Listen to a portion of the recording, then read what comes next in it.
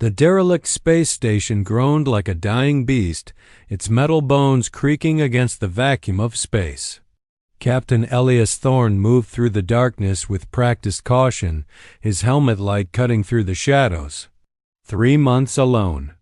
In the void had made him question his sanity more than once, but the distress signal had been real. Someone else was out here. Hello?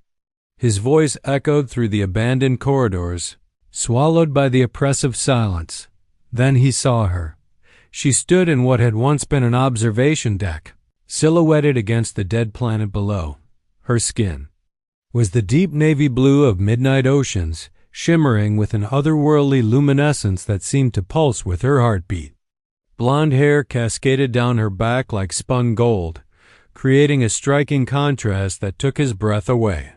She wore flowing robes that seemed to defy gravity, moving as though underwater.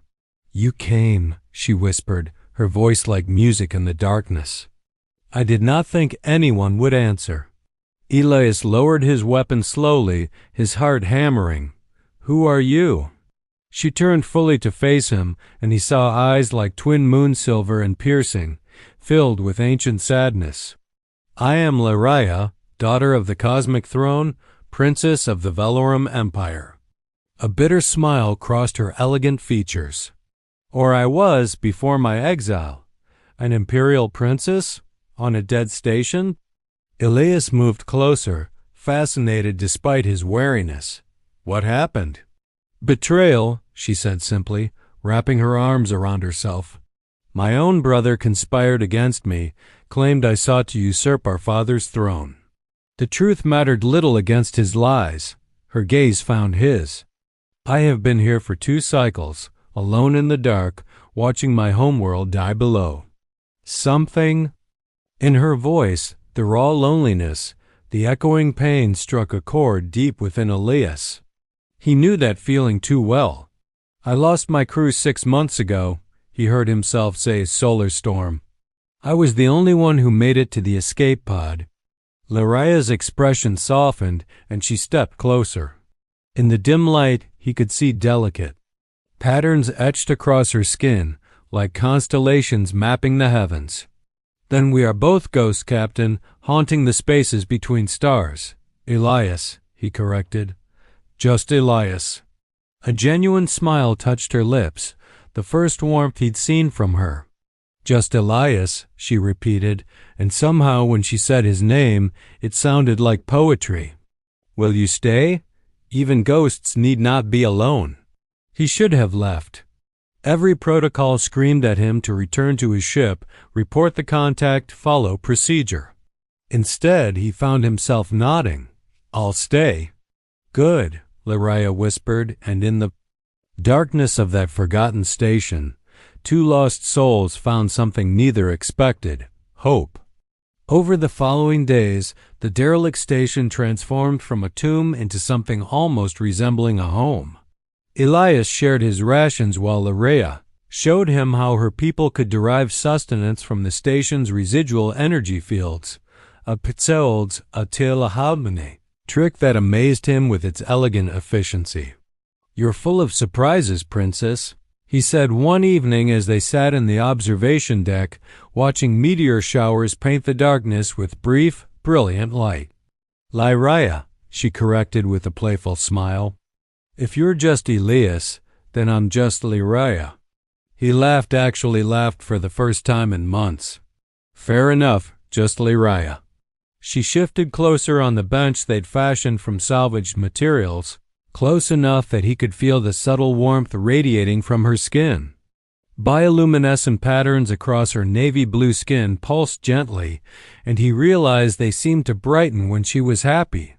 "Tell me about Earth," she said softly. "I've read the diplomatic files, but I want to know what it's really like."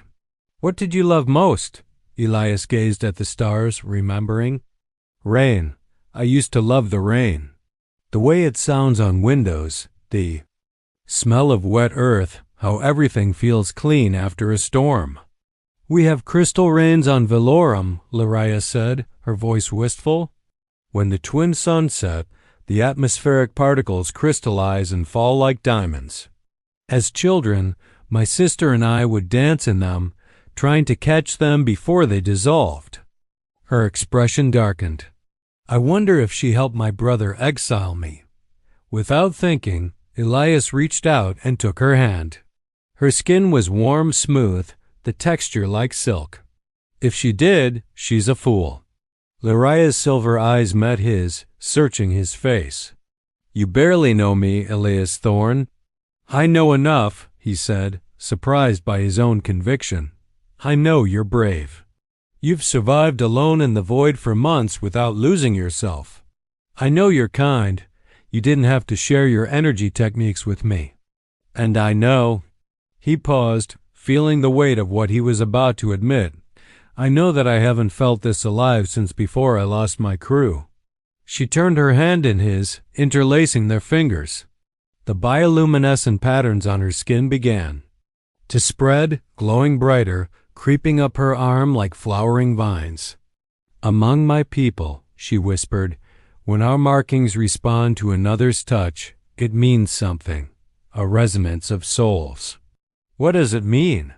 His voice was barely audible. Laria leaned closer, her blonde hair falling forward like a curtain around them. "It means, just Elias, that perhaps we were meant to haunt this darkness together." Their faces were inches apart now, sharing breath in the silence. Neither moved to close the distance, not yet, but the promise hung between them like a secret waiting to be told. The station's emergency power flickered one night, plunging them into near total darkness. Elias fumbled for his portable light, but Laria's hand found his in the black. "Don't," she whispered. "Watch." Her bioluminescent patterns blazed to life, spreading across her entire body like a constellation coming alive. The navy blue of her skin seemed to deepen, making the glowing marks stand out in brilliant contrast. She was breathtaking, a living galaxy in the darkness. "I've been holding back," she admitted, her voice trembling. "Among my people, this level of luminescence is intimate, reserved for those we trust completely." Elias stared, mesmerized. "Why show me now?" "Because hiding from you feels wrong." She stepped closer, the light from her skin casting dancing shadows on the walls. "Because in all my years of royal courts and political alliances, I've never felt what I feel when you look at me." "And what's that?" His heart was racing. "Seen," she breathed. "Not as a princess, not as a political piece, not as a symbol. Just me." He reached up, gently touching her face. Her skin was warm beneath his fingertips, the glow pulsing beneath like a living heartbeat. "I see you, Laria.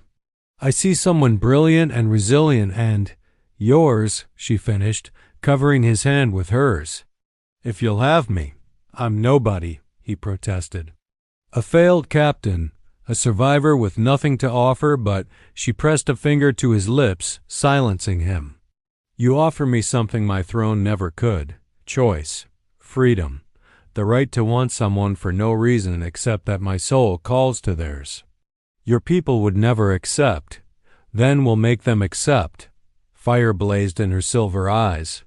"But first, I need to know, Elias Thorne, do you want this? Do you want me?"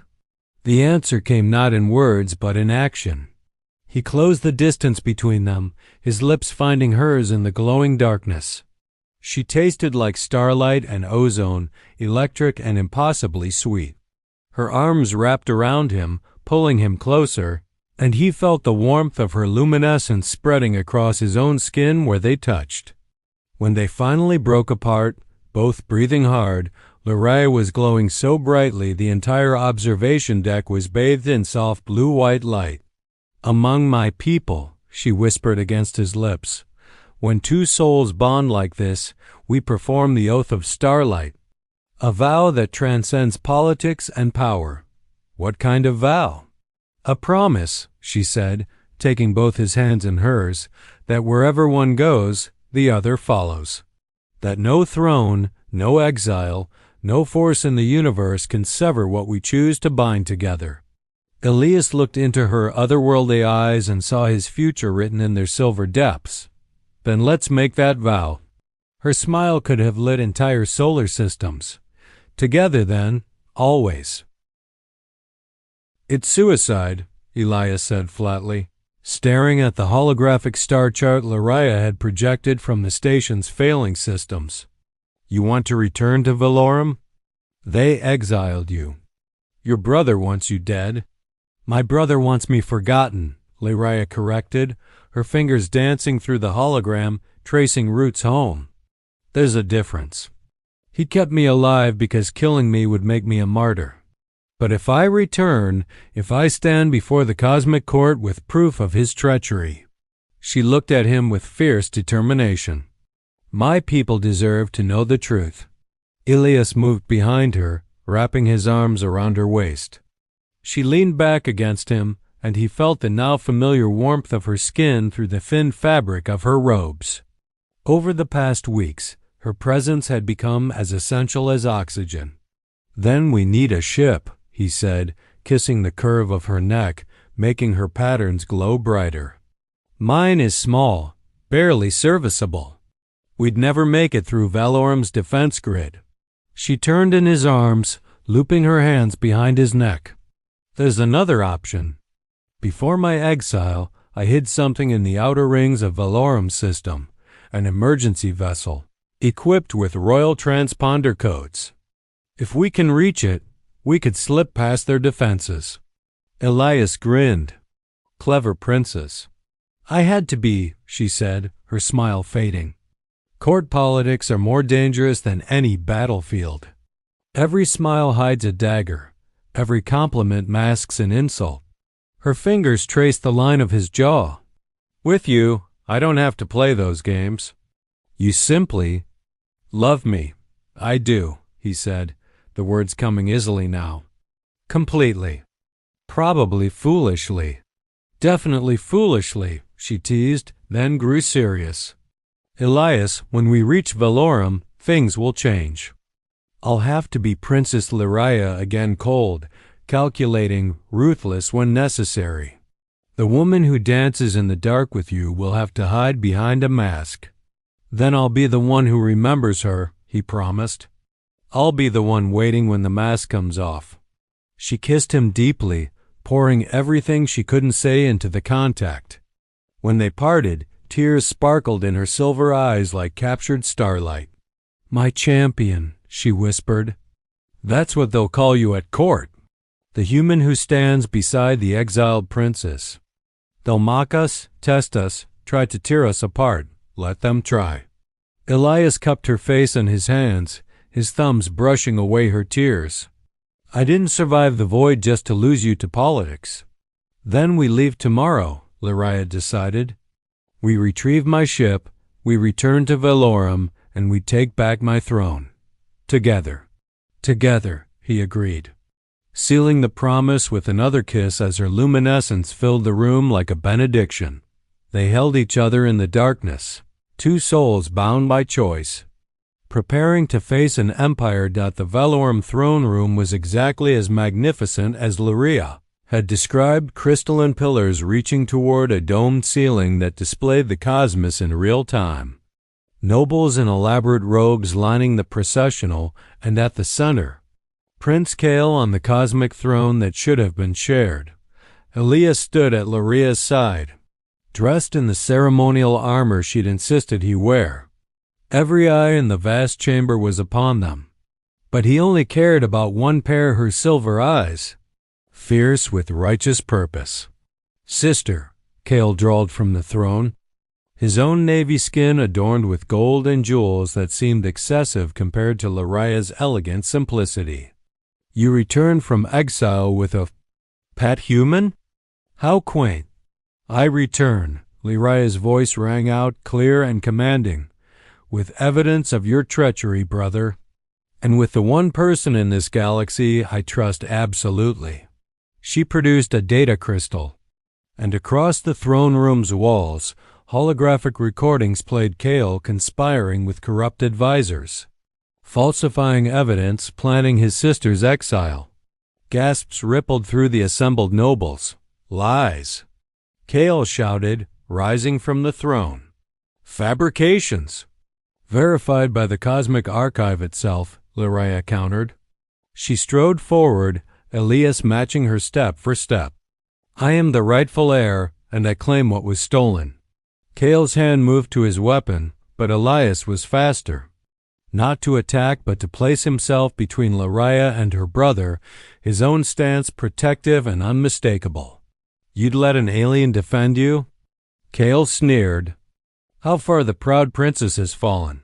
No, Lariah said, placing her hand on Elias's shoulder, her patterns glowing brilliant in response to his presence.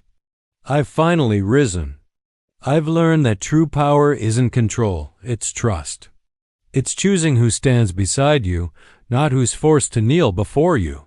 The cosmic court watched, transfixed, as the siblings faced each other across the chamber.